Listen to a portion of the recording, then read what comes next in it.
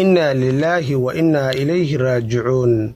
الله unaxariistay waxaa goor isbitaalka Digfir ee magaalada Muqdisho ku geeriyooday Dr. Axmed Mahdi oo ka mid ahaa dhaqaatiirtii loogu jeclaa gobolada dhexe ee Soomaaliya.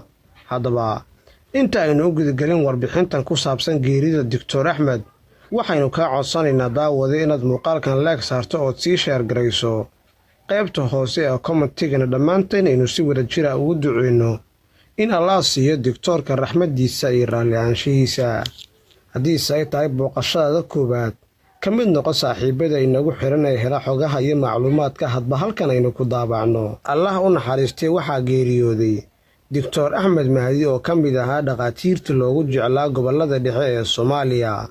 Dr. Axmed Mahdi oo la rumaysan yahay inuu ahaa doctor ku takhasusay cudurrada neef-mareenka isla markaana guud ahaan geyga Soomaalida uu ahaa mid ka mid ah dhaqaatiirtii ugu wanaagsanaa takhasuska. Qormadan waxaa ka qoray geerida Allah u naxariistay doctorka xildhibaan Mursal Sheekh Maxamed Yuusuf oo ka mid ah golaha baarlamaanka Galmudug. Allah naxariistii janno ka waraabsha awoowa Dr. Axmed Mahdi.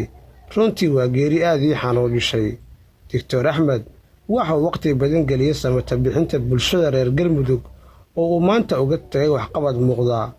aniga iyo awoow sawirkan waxaynu ku wada galnay xarun caafimaad oo uu ka sameeyay magaalada Gadoon ee gobolka Galgaduud.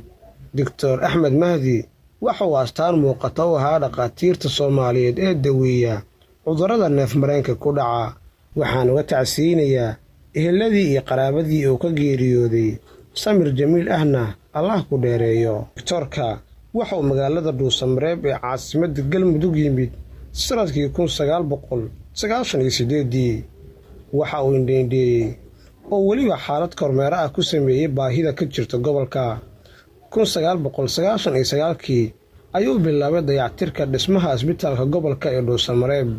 bilowgii sanadkii 2000 waxa uu si toos ah uga shaqo bilaabay isbitaalka guud ee gobolka Galgaduud ee magaalada Dhuusamareeb. Dr. Axmed Mahdi waxa uu ka mid ahaa dhaqaatiirta Soomaaliyeed ee sida weyn u garab istaagay bulshada Soomaaliyeed gaar ahaan bulshada gobolada dhexe kuwaas oo la daalaa-dhacayay isbitaal la'aan iyo weliba xaalado kale oo dhanka nolosha ah.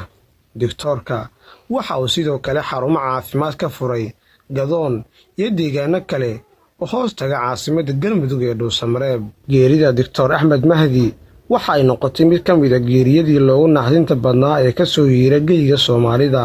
waxaa si weyn lagaga dareemayaa geerida doctorka guud ahaan Soomaaliya gaar ahaan gobolada dhexe ee Soomaaliya oo ahayd halkii uu doctorku sida weyn kaga howlgalay isla markaana waqtigiisa ugu badan oo geliyay. doctorka oo in ka badan 20 sano ka howlgalayay isbitaalka gobolka ee Dhuusamareeb isla markaana waxqabad la taaban karo ku soo kordhiyay ayaa maanta ku geeriyooday isbitaalka Digfir ee magaalada Muqdisho caasimadda Soomaaliya. ugu dambeyn waxaynu xanuunka tacsida iyo tiiraanyada la qaybsanaynaa ehelada, saaxiibada iyo guud ahaan ummadda Soomaaliyeed oo ka geeriyooday Dr. Axmed Mahdi.